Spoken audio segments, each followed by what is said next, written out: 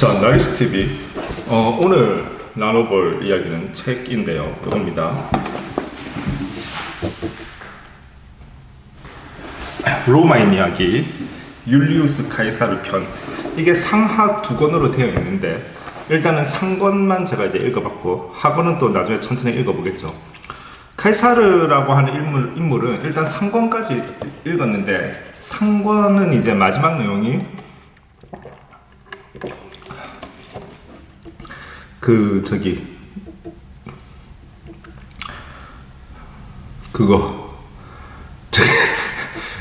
마지막 내용이 왜 갑자기 강 이름을 까먹었지? 주사위는 던져졌다라고 하면서 루비콘 강을 건너는 그걸로 이제 마지막 장면이 끝나요. 주사위는 던져졌다는 이제 결단이죠. 그 루비콘 강을 건너는 순간 로마인이 로마에 대해서 반기를 들고 반란을 일으키는 형태가 된다라는 원로원의 어떠한 카이사르를 향한 마지막 통지. 카이사르는 갈리아 지역을 평정한 아주 공이 높은 장군이죠. 근데 언제나 그렇듯이 정치라고 하는 것은 한 사람에게 공이 집중되면은 반대 세력은 위기감을 느끼게 되고요. 그럴 수밖에 없죠. 정치라는 건 언제나 비정하잖아요. 로마에도 어찌되었건 계속 이제 누가 숙청되고 하는 어떤 피해 어떠한 역사가 이루어졌잖아요. 뭐 그라쿠스 형제가 그 개혁에 실패했다. 뭐 본인들이 이제 주장하는 개혁들. 어쨌든 로마에도 귀족을 중심으로 하는, 그러니까 이른바 원로원파가 있고, 그 다음에 이제 민중파가 있는데, 카이사르는 물론 원로원이라고 해서 내심은 또 민중을 위해서 유리하게 발언하는 사람들이 있을 수는 있겠지만, 어찌되었건 그런 사람들이 만약에 있을 때도 그거는 소수가 되고, 어찌되었건 이른바 로마에서 잘 나가는 사람들은 로마의 이제 귀족이 되는 거고요. 근데 이제 카이사르는 원로원을 젊은 시절부터 원로원 쪽에 기울이지 않고 그야말로 드러내놓고 원로원과 대립각을 세우는 이른바 민중파적인 성향을 강하게 보여줬던 그런 인물이죠. 이제 어찌됐건 그런 카이사르가 이제 나이가 차고 갈리아 지역을 전쟁을 통해서 이제 평정을 해버렸는데, 그렇게 되면 이제 카이사르는 이른바 원로는 뭐를 두려워하냐면, 카이사르의 그 정도 병력과 그 정도 카리스마 통찰력이면은 이제 그 무력을 가지고 이른바 소위 이제 그 군사력으로 어떤 정치력을 획득해버리는, 그래서 로마 최고의 어떠한 실력자로서 완벽하게 이제 아예 그냥 합법적으로 그것을 쿠데타라고 지칭을 하든 혁명이라고 지칭을 하든 어찌되었건 그러한 것을 두려워하게 되겠죠, 원로는. 그렇게 되다 보니까 원로원에서도 이제 더더군다나 카이사르는 원래 이제 민중파적인 성향이 강했기 때문에 밀고 들어와서 로마를 아예 그냥 그 갈리아를 정복하듯이 자기의 본국인 로마를 정복하고 그야말로 이제 1인 독재 권력을 만들 수 있는 그러한 기반이 되어 있죠. 그러고 이제 원로원 쪽에서는 이제 카드가 그 카이사르를 대항할 수 있는 그런 군사 입지적인 인물은 그 카이사르보다 이제 나이가 더 많은, 카이사르가 대두하기 전에 로마 최고의 또 군인이었고 로마 최고의 영웅이었던 폼페이우스를 이제 원로원이 꺼내드는 카드가 되죠. 즉 지금 이 책은 마지막에 이제 루비콘 강을 건너는 결단하는 장면으로 마무리가 되는데, 이제 루비콘 강을 건너는 순간 이제 로마를 향해 진격해 들어오는 카이사르와 그것을 막아야 하는 폼페이우스라고 하는 이제 폼페이우스가 나이가 더 많죠. 폼페이우스도 엄청난 영웅이죠. 젊었을 때부터 거의 군사 천재라고 할 수 있고, 카이사르는 사실 젊었을 때는 두각을 드러냈다기보다는, 폼페이우스는 젊었을 때부터 두각을 드러내서 아예 그냥 일찍부터 이제 로마 최고의 영웅으로 인정받은 사람이고요. 그런 사람이 또 있죠. 군사 천재. 그 이전에 이제 한니발을 막아섰던 스키피오 아프리카누스, 이런 사람들도, 이런 사람들이나 폼페이우스나 이런 사람들은 이미 20대, 30대 때, 20대 때 이미 거의 최고의 군사령관으로서 두각을 드러냈기 때문에, 군사 천재라고 볼 수 있고, 카이사르는 이제 나이 40살 되어서야 비로소 이제 두각을 드러내는 대기만성형이라고 볼 수 있는데, 어찌되었건 좀 앞선 시대에 군사 천재 폼페이우스가 이제 방패가 되는 것이고, 카이사르가 이제 창이 되겠죠.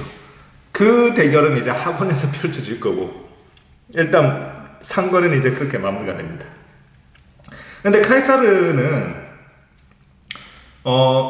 우리가 로마사에 하면 이제 사실은 가장 이제 사실 카이사르가 없었다면 이제 폼페이우스가 이제 가장 뭐랄까 대표적인 로마 영웅이라고 칭할 수 있을 텐데, 카이사르가 있는 순간 폼페이우스의 그 화려한 전적도, 그 다음에 스키피오 아프리카누스의 그러한 전적도 카이사르보다는 조금 뭔가 덜 대중들에게 인식되는, 즉 로마 하면은 우리 줄리어스 시저라고 하잖아요.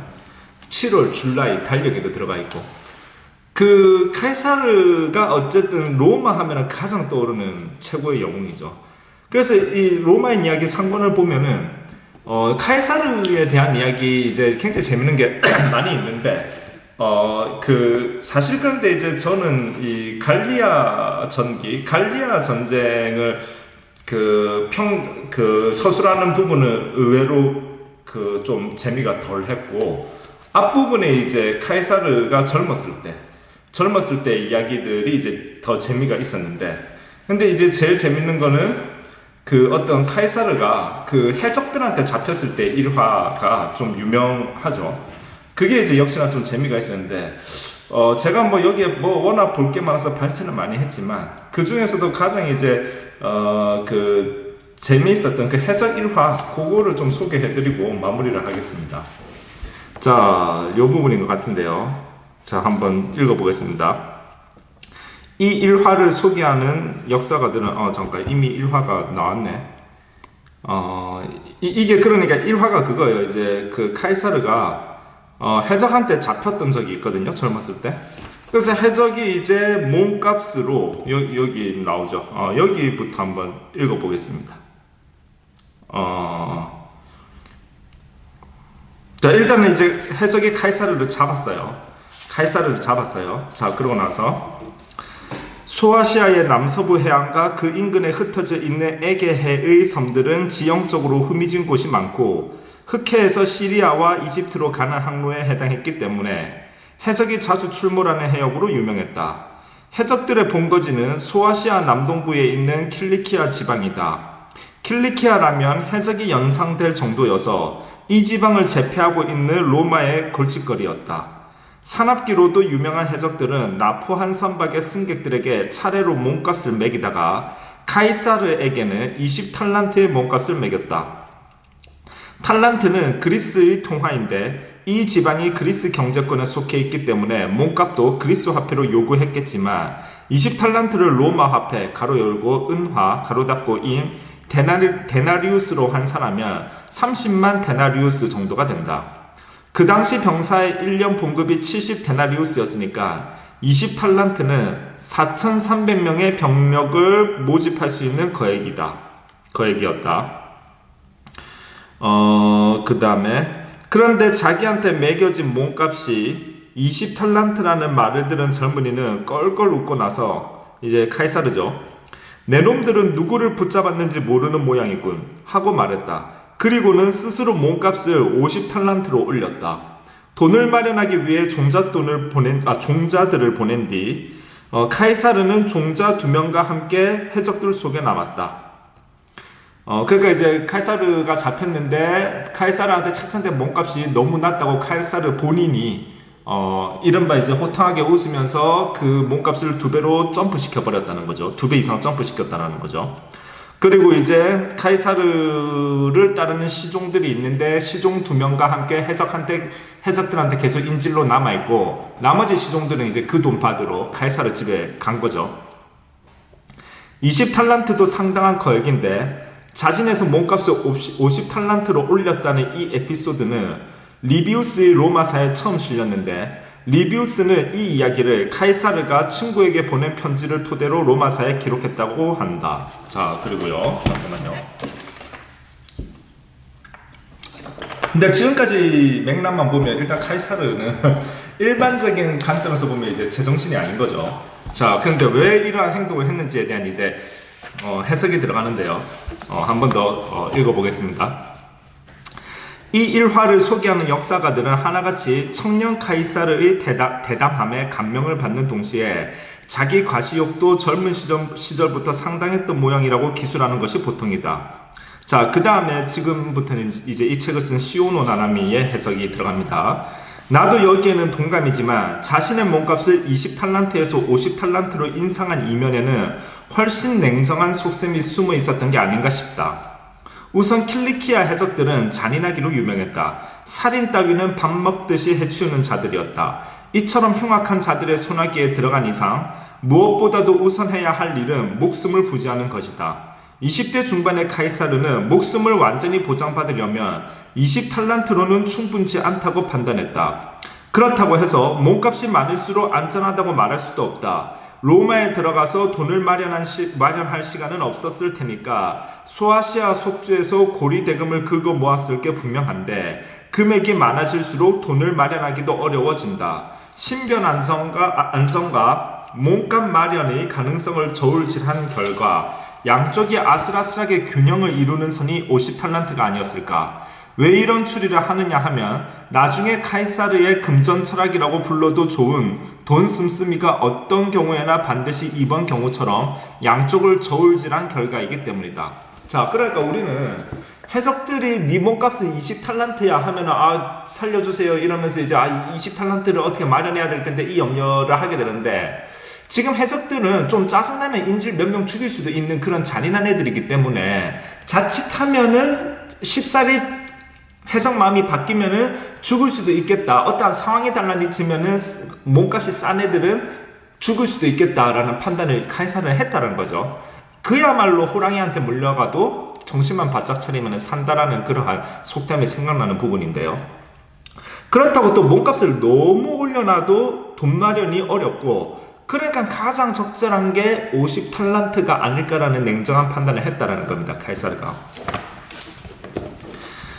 기분에 따라 사람을 식은 죽 먹듯 죽이는 킬리키아 해적들한테도 젊은이의 얼굴은 50탈란트의 거금으로 보였을 것이다. 종자들이 돈을 가지고 돌아올 때까지 38일 동안 카이사르는 죽음의 공포를 느끼지 않고 지낼 수 있었다. 그는 해적들의 눈치를 보며 쭈뼛거리기는커녕 거만하게 행동했다. 그가 자고 싶을 때 해적들이 떠들거나 하면 종자를 보내서 조용히 하라고 명령하기까지 했다. 해적들의 무술 훈련이나 오락에 참가하기도 했다. 나이가 젊으니까 그런 것이 재미있었을 테고 신체는 어쨌든 단련해두는 것이 상책이다. 또한 해적들을 청중으로 삼아 그동안 써둔 시나 연설을 들려주기도 했다. 누군가가 한눈이라도 팔면 지성이 모자라는 야만인이라고 욕을 퍼붓기도 했다. 그럴 때 카이사르는 해적에게 둘러싸인 인질이 아니라 경호원에게 둘러싸인 중요 인물이라도 된 것 같았다.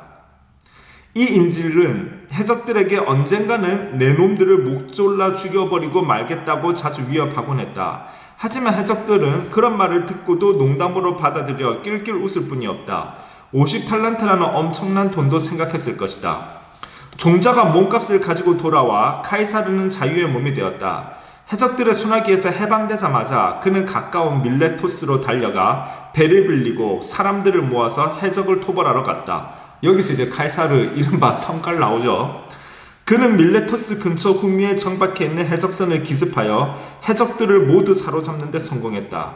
해적들의 재물도 나누어 가졌으니까 50탈란트는 물론 되찾았을 게 분명하다. 자, 되찾았어요. 자, 성깔도 나오고 사업적 수완이라고 볼 수도 있고 군사적 재능이라도 볼 수도 있고 기가 막힌 처세술이라고도 볼 수도 있고 굉장히 배포와 담력이 크다라고도 볼 수가 있죠. 역시 로마하면 떠오르는 첫째 인물이 될 만하죠. 카이사르는 처지가 뒤바뀐 해적들을 우선 감옥에 가두어 놓고 소아시아 속주 총독에게 보고하러 갔다. 하지만 총독의 관심은 카이사르가 몰수한 재물에만 쏠려 있어서 해적들에 대한 처리는 승자의 권리라 하여 카이사르에게 맡겼다. 돌아온 카이사르는 해적들을 감옥에서 끌어내어 모두 교수형에 처했다. 언젠가 내 놈들을 죽이고 말겠다고 카이사르가 호통쳤을 때 해적들은 그가 농담한 줄 알았지만 이제야 그의 농담이 아니었다는 것을 알았다. 그게 농담이 아니었다는 것을 알았다. 그 카이사르는 아무 일도 없었던 것처럼 로도스 섬에 도착하여 지성을 갈고 닦는 대학 생활에 들어갔다. 자, 카이사르는 사실 제가 워낙 볼만한 게 많아서 이제 발췌를 훨씬 많이 해놨는데, 그러나 일단은 젊었을 때 카이사르는 어쨌든 이 해석 일화가 상당히 재미가 있고 카이사르라는 인물을 가장 정확하게 보여주는 포인트라고 생각이 되어서 이 부분을 한번 발췌를 해봤고요. 이제 로마인 이야기 율리우스 카이사르 편 학원에서 이 루비콘 강을 건넌 이후에 카이사르는 또 어떠하게 되는지에 대한 이야기가 펼쳐질 텐데, 그거는 또 이제 학원을 이제 읽고 나서 또 이제 리뷰를 해보겠습니다. 근데 어찌되었건 로마인 이야기는 상당히 이제 읽을 만한 책이고, 이게 15권까지 있다 보니까 너무 많아서 다 읽기가 좀 그럴 수는 있는데, 물론 저는 이제 천천히 조금씩 읽어가고 있는 중이긴 한데요. 그래도 최소한 율리우스 카이사르 이야기 정도만큼은 꼭 한번 읽어본다면은 어쨌든 굉장히 일단 요런 어쨌든 남자로서 뭔가 느껴지는 어떤 남자들에게 상당히 공감되고 어필되는 그런 부분들이 많이 있다. 그리고 카이사르는 상당히 사실 이제 여자들한테도 상당한 매력 있게 다가와서, 이제 아까 이야기했던 폼페이우스의 와이프도 카이사르와 불륜을 했었고, 카이사르는 사실 수많은 이제 연문을 뿌리고 다니는 그러한 인물이기도 하거든요.